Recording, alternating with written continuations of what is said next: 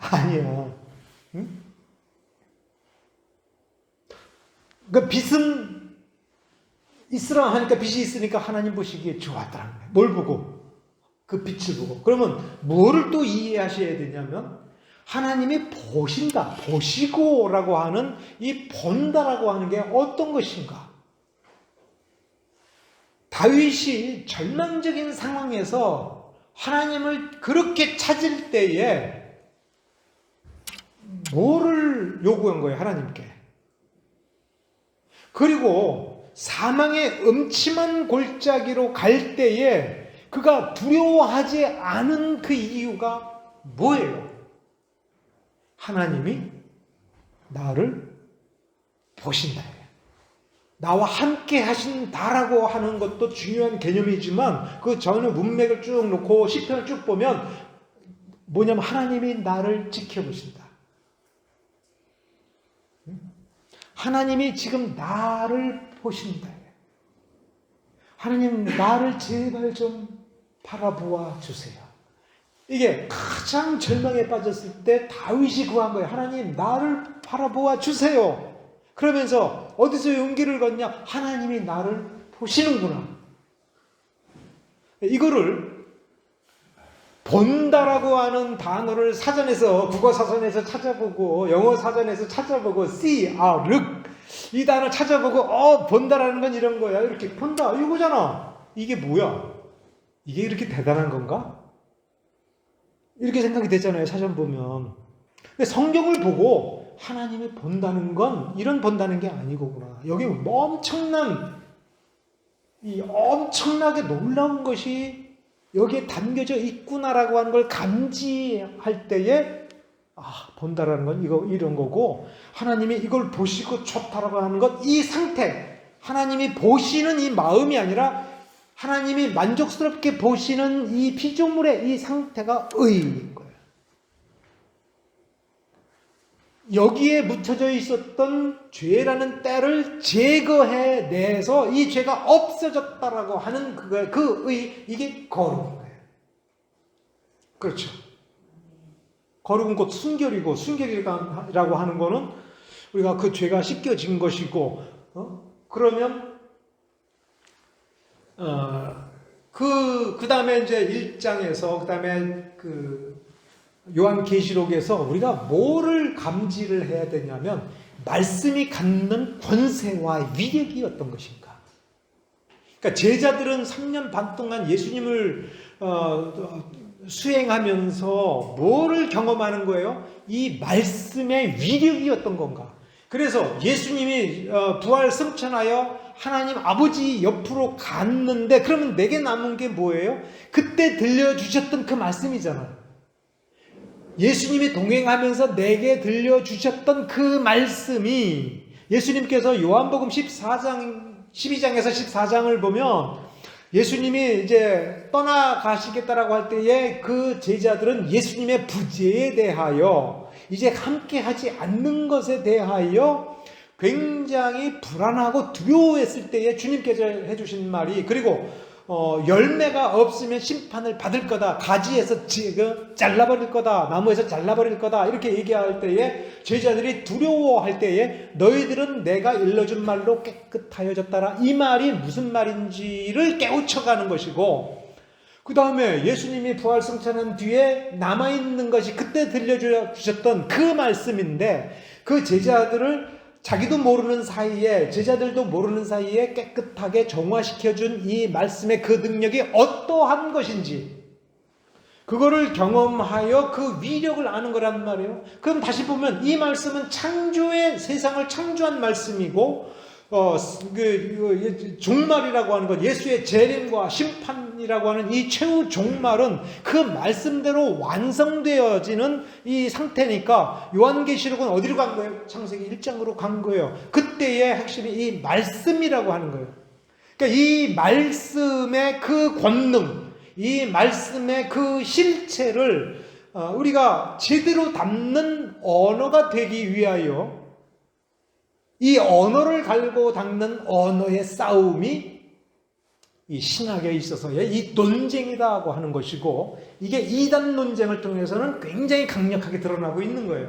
그러면 여기서 우리가 동양 사람들이 이해하지 못하는 것, 한국 사람이 이해하지 못하는 게 뭐냐면, 도교의 그 경전이 도덕경의 첫 1장의 첫 마디가 도가도 비가도,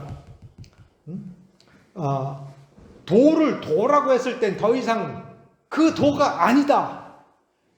그래서 진리는 말에 담을 수 없다라고 하는 전제가 뿌리박혀 있는 거예요. 그러니까 여러분, 이 차이를 피부로 아주 절박하게 느껴야 되는 거예요. 뭐냐면, 서양 사람들이 교리 논쟁을 할 때에는 한 가지 전제가 있는 거예요. 진리는 이 언어에 담겨질 수 있다. 인간의 언어는 불완전하고, 인간의 언어는 언제든지 부패할 수가 있고, 인간의 언어는 얼마든지 오류를 일으킬 수 있음에도 불구하고 영원하신 하나님의 진리를 담아서 사람에게 전달해 줄 수 있다. 그래서 이 말씀을 읽음으로써, 그리고 이 말씀을 정리하여 신학화하여 어떤 명제로 표현할 때에는 이 성경이 주는 살아있는 그 진리의 교훈을 이 신학책의 이 진술에 담을 수 있다. 그런데 오류가 있기 때문에 우리의 싸움은 이 오류를 제거하고 최소화하는 이 싸움이 우리에겐 필요하다. 그리고 불완전하고 또 어느 정도 상당히 완성적인 단계에 가더라도 새로운 세대가 태어나고 새로운 세대가 새로운 환경에서 이 말씀을 볼 때에 다른 관점에서 다시 부패할 수 있기 때문에 이 말을 다루는 노하우를, 그 신학적인 원리를 같이 제공해 줌으로써 다음 세대는 이 책을 통해서, 이 글을 통해서 진리를 파악하고 진리의 세계를 구현해낼 수 있도록 하는 거다. 그래서 논쟁하는 거다 이거예요. 여러분, 다시 한번 생각해 보세요.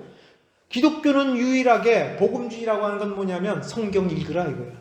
번역이 된 책이라도 열심히 읽으라. 기도하면서 읽으라. 성령께서 깨우쳐 주신다라고 했지 않느냐. 읽으라 라고 하고 있어요. 동양 문화는 뭐냐면, 이건 문자야. 이거 네가 읽는다고 해서 문자를 터득한다고 해서 진리를 아는 게 아니다. 그러니까 뭐 한다? 면벽 참선 수행을 해야 된다. 신비한 어떤 체험을 해야 된다. 문자에는 진리를 담을 수가 없다. 어떻게 영원하신 하나님이 이 문자에 담을 수 있을 거냐라고 생각하는 거예요. 그 사람은 사실 뭘 못 믿는 거예요? 하나님이 성육신 하신다는 것도 사실은 이해를 못하고 있는데, 이해 못하는 거를 모르는 거예요. 어떻게 이 사람의 육신 속에 영원하신 하나님의 본체 전체가 담길 수 있느냐? 어떻게 이 유한이 무한을 담을 수 있느냐? 어떻게 이 문자로 된 신학자의 글 속에 성경이 전달해주고자 하는 하나님의 자기 계시, 하나님의 자기 진리, 로고스에 대한 그 내용을 부분적이나마 담을 수 있느냐 할 때 서양은 긍정하는 거예요. 담을 수 있다. 담으려고 노력해야 된다. 그리고 오류를 극복하기 위해서 우리는 피나게 노력을 해야 된다. 이 오류를 극복하기 위한 이 싸움에서 예외는 없다. 이 극복하고자 하는 이 노력에서 실패하면 그 다음 세대 교회는 부패한다. 이런 전제로 가는 거예요. 근데 동양에서는 그거는 아니고 이렇게 가버려요. 자, 그러면 이게 무슨 차이가 되느냐 하면, 서양에서는 문장 하나에 목숨을 걸어요. 성경 한 구절을 놓고 평생 목숨을 걸어요. 바실이 목숨을 걸은 게 뭐예요? 우시아와 휘포스타시스를 놓고 성부, 성자, 성령이라는 성경 본문에 나타나는 그 이 글자들을 어떻게 구별할까? 여기에 평생을 건 거야.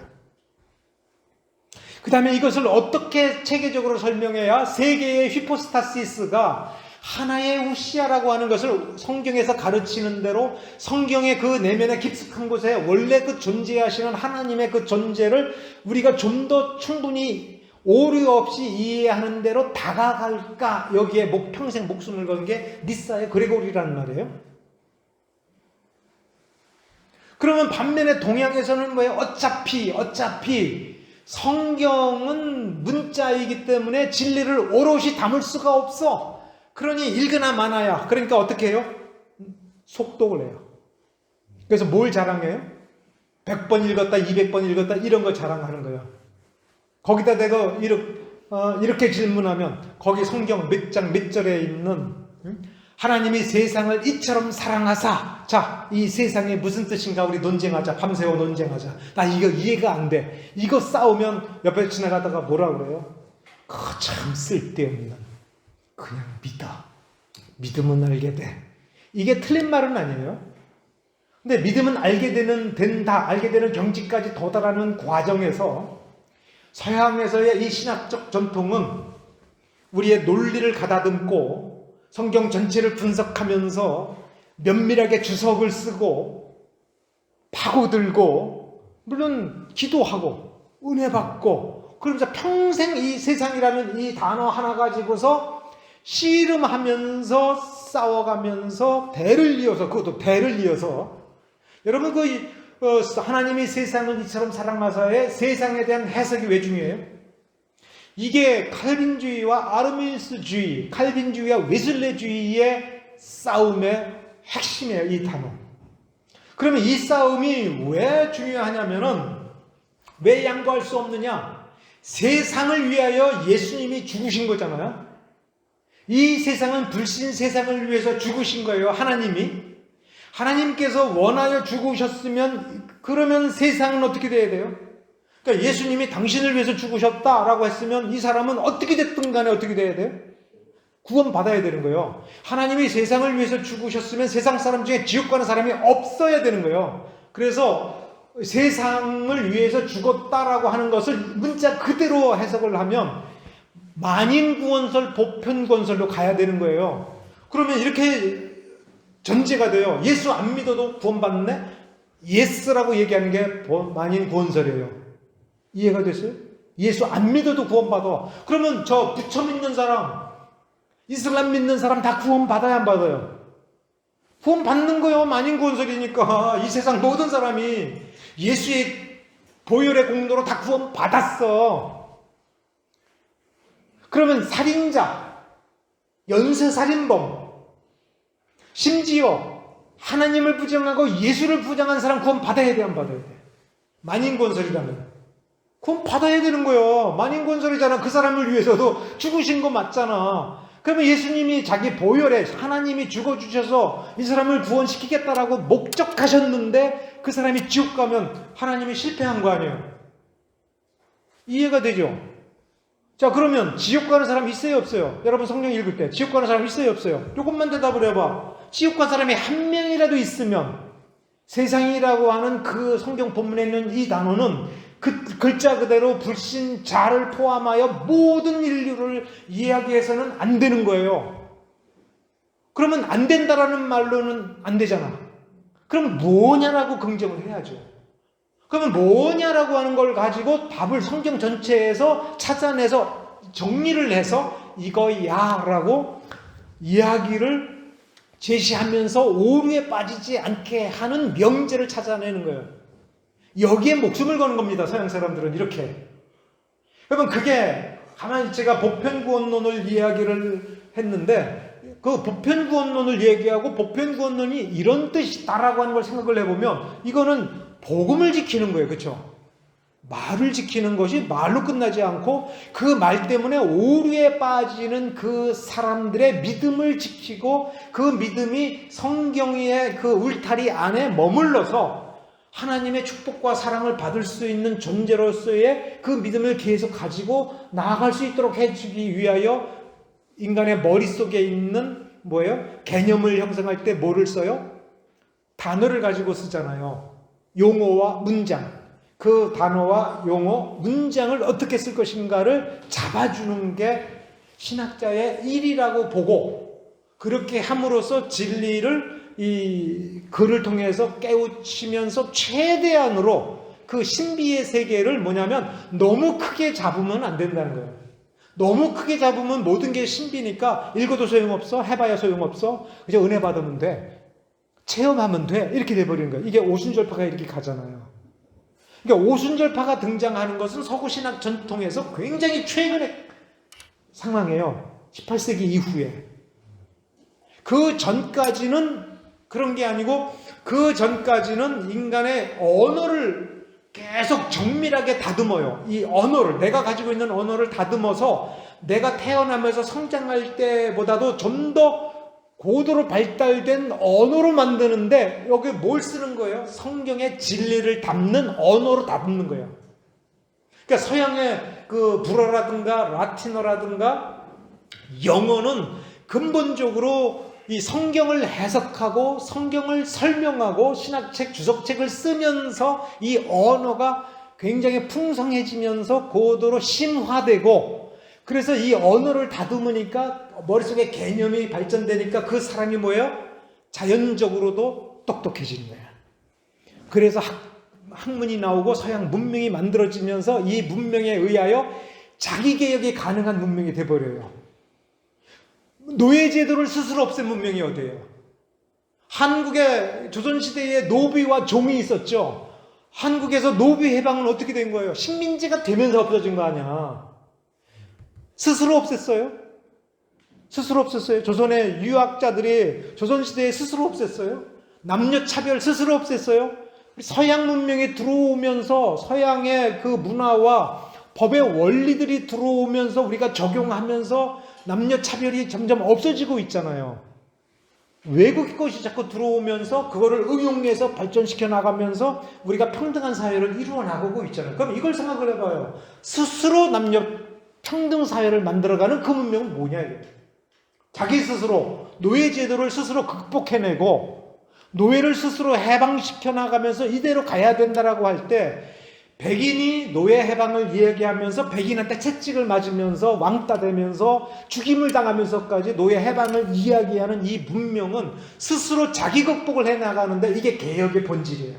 그러니까 유럽의 종교개혁은 로마 카톨릭에 썩어 빠진 것을 개혁을 했다라는 게 중요한 것이 아니라 스스로 그 오류를 발견하면서 자기 극복을 하는 원리를 체득하면서 이제 개신교가 들어가는 이 유럽의 각국에서 스스로 자기 문화가 가지고 있었던 그 부정한 것, 오류, 한계를 극복을 스스로 하는 거예요. 여러분 한번 생각해 봐요. 산업혁명을 어디서 한 거예요? 영국에서 했잖아요. 그것이 어떤 세속적인 의미를 정의하든 간에 우리가 바로 그 부분을 봐야 되는 거예요. 영국은 산업혁명을 자기 문화 안에서 이루어냈어요. 그것이 따지고 보면은 프랑스에서 위그너 박해에 의하여 도피한 기술자들이 영국에 가서 정착을 하면서 30년이 앞당겨진 거예요. 그렇게 평가를 해요. 산업 발달사를 연구한 사람들이. 그런데 이 영국에서 1차 산업혁명 이후에 2차 산업혁명이 일어나요. 영어권에서 다시 3차 산업혁명이 일어나면서 지금 또 4차 산업혁명을 이야기하잖아요.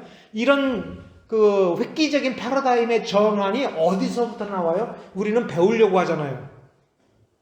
자기 스스로 이것을 만들어내는 자기 극복의 원리가 그 뿌리를 더듬어 나아가면 이 신학의 발달, 논쟁의 발달의 그 뿌리를 찾아가서 분석을 해보면 통찰이 가능해요. 여기에서 나와요.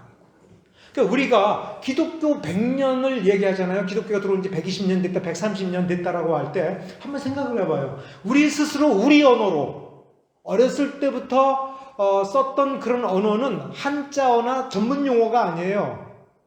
어렸을 때부터 쓴 용어가 몸에 담겨 있는, 그러니까 이 시대는 아이들의 놀이문화가 사라졌잖아요.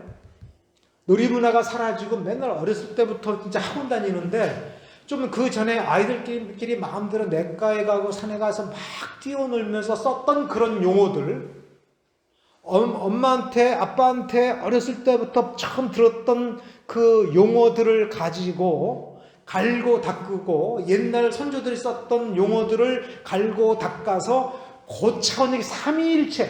여러분이 왜 삼위일체가 중요하냐면 모든 신학의 어떤 명제 중에서도 어려운 명제가 삼위일체예요. 이거 삼위일체를 이게 하나하나 이해를 하면 이 삼위일체를 이해하는 것만큼 나머지 주제들 다 이해가 돼. 구원론이라든가 교회론이라든가 이게 다 이해가 돼. 왜? 기독교는 구원론도 삼위일체론적이며 교회론도 삼위일체론적이며 예배조차도 삼위일체론적이야. 이 삼위일체론적 예배의 균형이 깨지면 거기서 무기력이 나타나요. 이건 신학자들이 한 얘기예요. 미국 교회가 왜 무기력해졌느냐 할 때에 그 뿌리를 타고 올라가서 무슨 얘기를 하냐면 미국 교회의 강대상이 이미 50년대 이후에 1950년대 이후에 삼위일체론적 균형이 깨졌다. 오직 무엇만 강조해요? 십자가만 강조하는 경향이 생겨요. 그러면 삼위일체론에서 다른 건 다 빼고 십자가만 강조한 게 누구냐면 루터예요. 그러니까 루터파의 방식과 개념이 자기도 모르게 이 강대상을 차지한 거예요. 그러면 어떻게 삼위일체론적인 이 균형을 회복할 거냐? 그거는 삼위일체론을 연구해보고 이렇게 낱낱이 더듬어보고 심지어 역사적 발전 단계의 과정에서 누가 어떤 주장을 하고 어떤 논쟁을 했는가를 이렇게 보니까 이 용어는 이렇고 그러면서 이렇게 하면 안 된다고 하고 저렇게 하면 안 된다고 하고 하니까 그러면 이거네 하면서 감을 잡아가는 거고 17세기 설교자들의 글을 그 설교문을 쭉 읽어보면 거기 삼위일체 우리 시대하고 이렇게 다르구나. 그러니까 십자가를 무시하라는 게 아니라 십자가의 이 공로조차도 삼위일체론적이라는 거야. 예수만 보아서는 안 되는 거야. 그 십자가에 아들이 달려 돌아가실 때에 우리의 시선은 피 흘려 죽으시는 예수에게 집중된다 하더라도 여전히 이 십자가의 죽음을 기쁘게 연락하시는 자기 아들을 내어주신 아버지의 심장이 거기에 같이 있는 거예요. 그 십자가의 무게를 감당하도록 역사하시는 성령의 역사가 거기에 있는 거예요. 불신자는 십자가만 보여. 왜? 십자가는 역사적으로 존재하고 피 흘리는 예수고 불신자가 바라보고 구원으로 매달리고 달려가야 될 때가 십자가니까. 근데 십자가를 알고 구원을 받은 성도들은 이제 아버지도 눈에 보여야 되고 성령도 하나님으로서 눈에 보여야 되는 거고 그 구원에 대해서 복음에 대해서 설명을 할 때 삼위일체론적 균형이 잡혀야 되는 거예요. 그 균형을 담은 언어, 그 언어를 확보하려고 싸울 때에 언어가 발달을 하고 그 언어를 중심으로 해서 그야말로 인문학이 그 자체적으로 발달이 되며 그 안에 힘이 담기는 거죠. 그 힘은 뭐예요? 창조주 하나님께서 은혜를 베풀어 주시는, 기쁘게 은혜를 베풀어 주시는 그 능력이 담긴 언어가 돼서 그 언어를 하나님의 나라의 권세를 위해서 쓸 때에 하나님이 얼마나 기쁘시게 역사하느냐라고 하는 그 원리가 지금 이 4세기에 라틴어냐 헬라어냐 우시아냐 휴포스타시스냐 이걸 가지고 평생 싸운 그 교리 논쟁에서 이게 스며들어가고 작동하고 있고, 그러니 이 언어는 축된 언어인 거예요. 근데 한번 생각을 해보세요.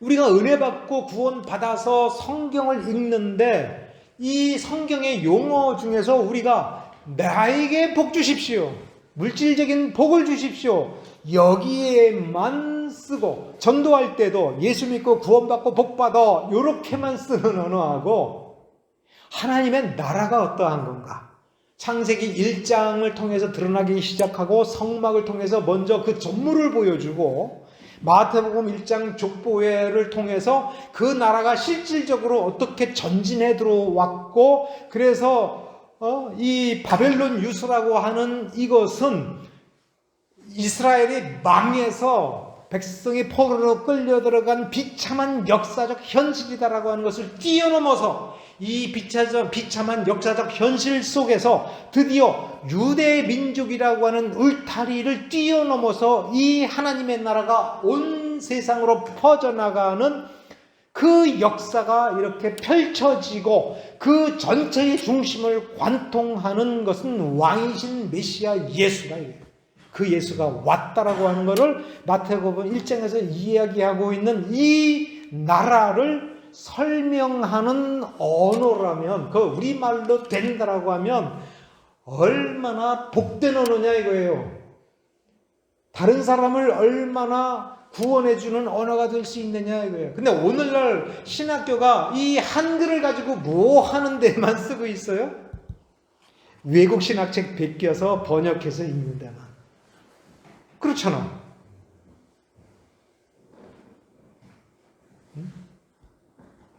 내가 이 성경을 읽고 인간으로서의 내 언어를 가지고 내가 성공하고 목사로 성공하고 교회 사역자로 성공하고 하는 데에 이 언어를 쓰는 거하고, 그래서 이 언어가 뭐가 됐든 간에 아리우스처럼 세상의 권세와 융합을 하고 많은 세력을 모으고 재물을 모아서 세상에서 강력하게 이 재물을 통해서 많은 사람들에게 물질적인 영향을 미치는 그 수준을 뛰어넘어서 그 물질을 초월하고 그 물질 없이도 말씀으로 역사하시는 하나님의 나라의 그 권세를 담은 이 언어, 그리고 이 언어로 말미암아 변화된 삶을 살아가는 그 사람의 그 중심, 그 머릿속 개념을 하나님 나라의 말로 아름답게 순화시키고 정화하고,